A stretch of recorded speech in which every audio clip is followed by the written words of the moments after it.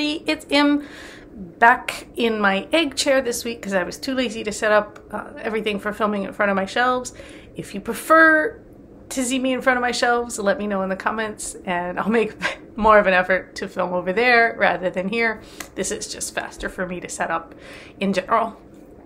I recently read Queerbaiting and Fandom, which is a collection of essays about queerbaiting, particularly in television, but it brought up a lot of interesting questions and thoughts for me, and I just wanted to discuss it a little bit today.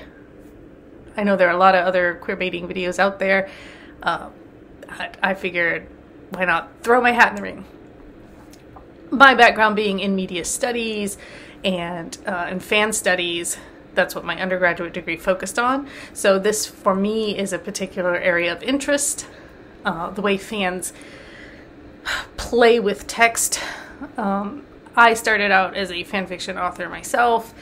I used to visit I would be asked to go to conventions as like a guest fan author. And then while I was there, I would always find it really interesting to talk to fans and kind of get a feel for their relationship with the actual TV shows and then with the fan material as well. And, you know, because it's kind of a broad and interesting spectrum to me. Anyway, before I get started on like asking some of the questions I wanted to ask and discussing some of the various aspects of queerbaiting in media, I wanted to define a few things, give a little background. There's queer coding and there's queerbaiting. Queer coding is when in media certain gestures and ways of looking and speaking and maybe even dressing a character suggests that they are queer without being explicit. Now, this is historically something that was done in film largely because it was illegal for a long time to show an explicitly queer character. So they used subtle hints so that you could kind of deduce that that character was queer. The problem being that it was also not allowed for a queer character to have a happy ending a lot of the time, so the whole bury your gays trope came into effect, where if a person was coded as queer, they were often either a villain or a sidekick character maybe, and they often had to die or end up miserable in some way because you weren't allowed to promote that kind of lifestyle on screen.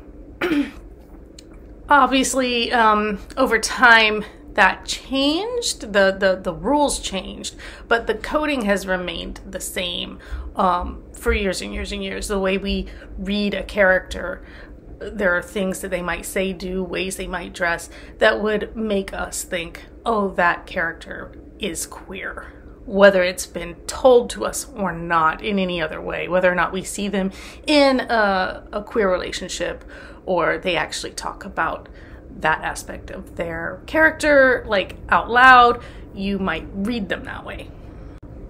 Queerbaiting, on the other hand, is, and I'll read the definition used in the book I just finished, a strategy by which writers and networks attempt to gain the attention of queer viewers via hints, jokes, gestures, and symbolism, suggesting a queer relationship between two characters, and then emphatically denying and laughing off the possibility. So basically, it's a promise that's hinted at to get queer people interested in a form of media, and then that promise is not kept. It's like, oh, this person is gay, they're probably gay, oh look, they might be gay, oh, and then no, of course they're not gay. What were you thinking? It's almost like gaslighting. It's done in the it's done for money, it's done for viewers and ratings, it's done for the publicity, because there's no such thing as bad publicity, and if people are going to talk about your show, good or bad, they're talking, and that's the important thing.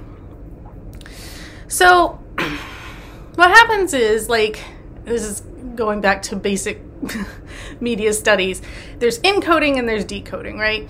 Encoding is what's put into the text by the creator, the writer, the showrunner, whoever is making those decisions. What's put in is there, and decoding is what a viewer or a reader or somebody interacting with the text takes out of it. What's put in and what's taken out, I mean, this is basic communication. Sometimes something's very explicit. Blue curtains are blue curtains, but do blue curtains have meaning? Maybe, you know.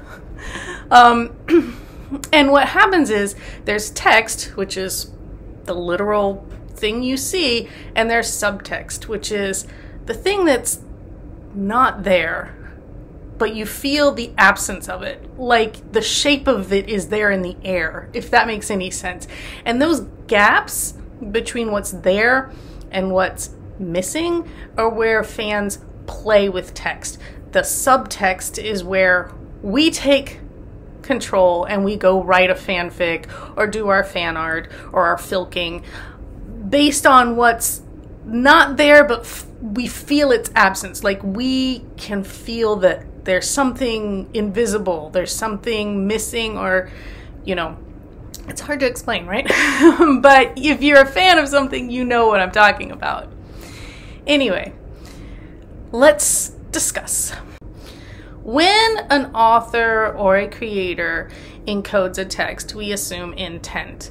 We assume that they mean to take this information and plant it in our brains, in front of our eyes, and we're supposed to take away a specific thing. And if the author or creator has done their job well, almost everybody gets the message.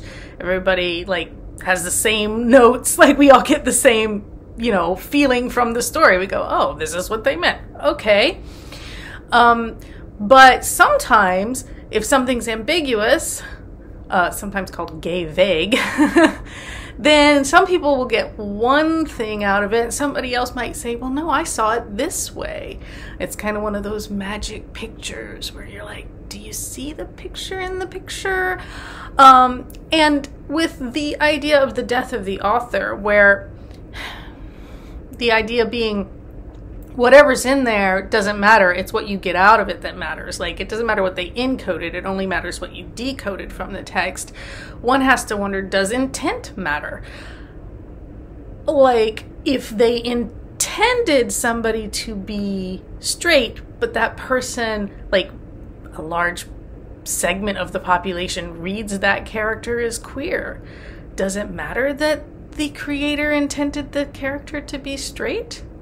How much does intent matter? Now, I will say that for me, obviously, I think intent matters when you're actively trying to harm a group of people, gaslight them by saying, oh, they might be gay, you know, putting in that queer subtext and then not delivering. And in fact, telling them, what are you, crazy? Obviously, they're not gay. I feel like that kind of behavior on the part of a creator is harmful, and intent there does matter. Kind of in the same way that intent sometimes does matter in law, right? Attempted murder, intent mattered. So, but when decoding a text, I think sometimes people put a lot of emphasis on, well, that's not what the author said. That's not what the author said they meant. And you can take that into account, but I think if you've got a large group of people who are decoding something different from what was intended, then you have to take that group of people seriously in saying, look, no, this is what we got from this. And I think that matters. As I mentioned, creators bank on the buzz. So they almost want to create the conflict, because then the arguments spread all over the internet, all over social media. And there's also that whole will they, won't they thing that you get from, I don't know, anything, the Sherlock, which is the easy go-to for this kind of thing. I feel like that text has been overworked in fan culture studies, but it's an easy one to point to where it's ooh, will they, won't they, that whole if you're old enough to remember Moonlighting, that whole thing, keeps people coming back, right?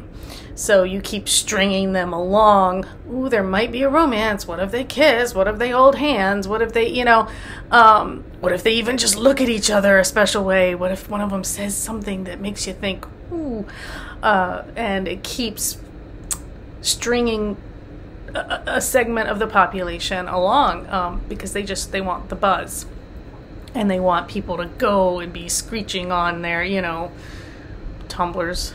Is that's still a thing? I used to have a Tumblr. I barely ever used it, and I haven't been there in years, so I don't know what's over there now. But anyway, so does intent matter? What do you think? Does it matter to you what the author says is or isn't true about what they were creating, when at the end of the day the finished product shows something different than you feel the author says is there? Like, do you feel like they're trying to trick you, or you're like, again, it's almost like gaslighting. You're like, are you kidding? Like, of course there's something there. And then it kind of goes to, is there a right or wrong way to read a text? Like, who counts as the authority? If the author and creator is the authority, then what they say needs to go. But if they're dead, you know, death of the author, then it's an open text, right? You can read it however you want, in whatever way is meaningful for you, and it shouldn't matter what they say, because you as the reader should be the authority. Do you agree, or don't you? I'm just curious. These are all questions that just came up as I was reading. You know, if you read a text as if it were a Bible, say, the text is the Bible, it's there, it is what it is, and then various interpretations of that text become denominations of fandom, let's say. I kind of like that. Denominations of fandom. And so you've got basically, you know, the different churches of a text demanding that, no, their interpretation of that text is the correct one. Well, you know, but the text is the text. And then if somebody said, well, I heard directly from the creator, I have a straight line to God, and God told me this is what it meant, how much would that weigh on your feelings about how you interpret that text? It literally, this is just an open-ended question. I'm just curious. For me, I think what I get out of a text is more important than what a creator says they put in there, says exists there. Because to me, a good creator puts it on the page, and if it's clear, and there's no ambiguity. And if it's unclear for some reason, if there's wiggle room, if there are gaps and spaces to play in, then hey, have fun with it. As a creator myself, I love it when readers find fun things to do with what I've written. Now, as for textual ambiguity, sometimes that's necessary, right? It was necessary, again, like in history, when it was illegal to be explicit about queer, you know, characters, relationships, that kind of thing. And it continues to be necessary in the eyes of the industry if you want to sell a text, a movie, or a TV series abroad. And since you always want the largest possible market for your work, you, as a creator, may do the whole gay vague thing in order to be able to sell your movie to China or your TV series to streaming networks that want to show it in countries where explicitly queer content would not be allowed.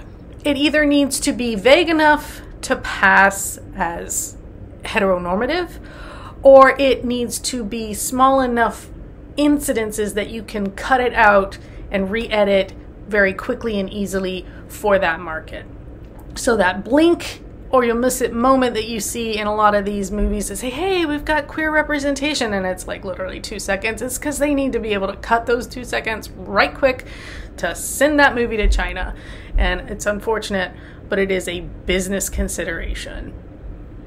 There's also kind of the not wanting to alienate your very conservative viewers. Again, you want the broadest possible audience. You've got a lot of like lowest common denominator viewers here who don't tolerate any of that stuff, what I call fragile heterosexuality. You've got some fragile heterosexuality going on. So again, if you leave it vague, if you're not explicit, maybe they won't bitch and moan about hey, you have a gay character in this movie, or you made this character queer in some way, or, you know, that ain't right. That, again, it's catering. You're catering to the broadest, what you consider the broadest possible audience. Again, it's about money.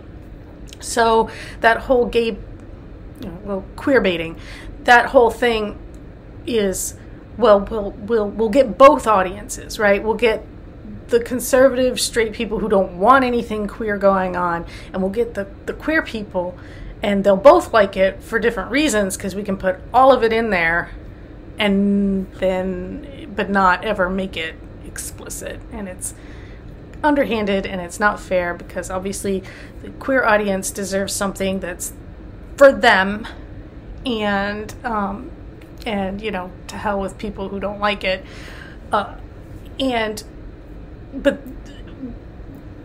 the industry's slow to change, and the overall idea is that no, still most viewers are not up for that kind of thing. They don't want to see it. They don't want to have to engage with that.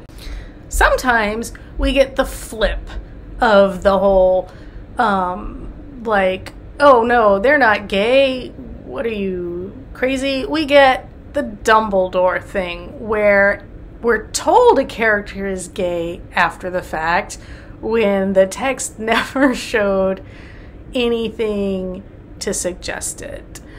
And it's like, does it count if you're told after the fact? Like, if it's not in the, if there's no subtext, if it's not there, like, if you were gonna read that textual Bible and then somebody said, oh, but it said, well, not that it said, but oh, but this is what it meant, and you're like, I don't see that in this anywhere. What are you talking about? Where are you getting this? Oh, well, God told me that they meant to put it in chapter 11 or whatever, and you're like, but it's not there. Like, then, like, how do we, does it count as rep if it's effectively invisible in the text?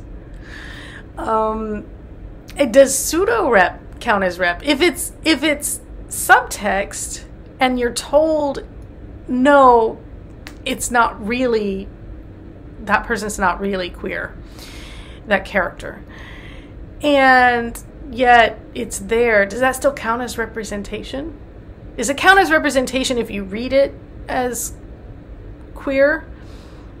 Or does it count as representation if you're told they're queer, but it doesn't read as queer? Like, where's the line for it to count? It's just literally, again, I'm just posing questions that came up while I was reading. I was like, that's interesting. Like, does this count? And I will say, for the record, when I first read Harry Potter, and I read the whole Dumbledore thing, I did have a moment where I was like, were they kind of a thing? Like, were they just really good friends, or was there like something there that's not being told? And then later, and that's a whole other, speaking of queer rep, and that's a whole other bag that I'm not going to open right now, but she did say, you know, later after the fact, oh yeah, Dumbledore's gay. And I was like, oh, okay. But I could see why, again, blink and you miss it. And if you didn't read it that way, I can see why you wouldn't. And so does it count? Does it count, I guess? When does it count? When doesn't it count? Does it count when you read it as queer and then that gets taken away when a showrunner says, oh, but they're not queer? Or does it still count as rep because in the subtext they're queer, they're queer coded or whatever? Then does that still count as representation? Or does it only count as representation when it's, you know, basically like concrete? Like where do you draw the line, I guess, is the question. And then my last question, and I'm looking at my notes over here. If I keep looking to the side, that's why. But my last question, and this is another really broad one, and I know it opens up a can of worms a lot of the time. But when hetero viewers take up the cause, when they're like, no, that's queer baiting, is that them being an ally or them being a voyeur? And I know this comes from basically the argument that a lot of slash fiction is written by straight white women and written for other straight white women to enjoy, or, you know, I mean, that used to be the prevailing notion of fan fiction. Oh, that's written by old straight women so that other old straight women can, you know, enjoy it. There's still in publishing a very large male erotic, you know, romance kind of genre that's very popular among straight women, not necessarily gay men. And it's like, okay, so this is written by them for them. So is that does that count as being an ally, or is that a voyeur? Is that something else? What's that market? So so I guess that's my question. Like, when a hetero person is advocating for more queer rep and they're you know, pointing at things and saying, well, that's queer baiting and that's wrong, are they an ally? Or are they, you know, asking not for queer rep but for their own gratification? And maybe that's a case-by-case basis kind of thing. But it's just something that occurred to me, and I just wondered what you thought. And that's overall, I mean, there are a lot. We could talk about how Xena, Warrior Princess, is often not seen as queer baiting, and that's largely due to the attitudes of the production company that promoted increasing, like, they danced the edge of that, you know, that the edge of that, like what they were allowed to get away with, and they kept pushing it a little bit, and they were very supportive of their fans who read Gabrielle and Xena as being in a lesbian relationship, whereas showrunners for Sherlock were obviously coming from the other side. No, we're smarter and better than you, and, you know, our fans are just stupid, and they're clearly taking away the wrong thing from this, you know. And so again, it's kind of intent and attitude of the creators making a difference. And the time period, the time that Xena was being made, there were still some rules about what could and couldn't be explicit, especially on like I think it was syndicated. I don't think it was tied to any one network, but I don't really remember, versus now when queer representation is largely allowed by most Western countries, I guess. And so there's no reason why Sherlock and John couldn't have been in a queer relationship, except that the creators were just like, we don't wanna. I don't know. I'm sure they had. I'm sure they could list their reasons. I don't have time for them. I have personal dislike for them, and that's a whole other thing too. But anyway, those are all my questions. Those are all the kind of things that came to mind. The cat is in here and causing trouble, so that's my sign to wrap up and be done. I will see you again next time. Sorry, I'm having to hold this up so the cat doesn't knock the camera off. Hi, what are you doing? He's over here now. I will see you next time. I don't know yet what next time's gonna be, because I'm still reading a couple books, so I don't know if I'll have more stuff to talk about yet. But, oh, there's Crowley. Anyway, let me know in the comments your thoughts, your takes, your, you know, I'm sure people have a lot of opinions, angles on this kind of thing, and I'd love to hear it. Let me know, and I will see you next time.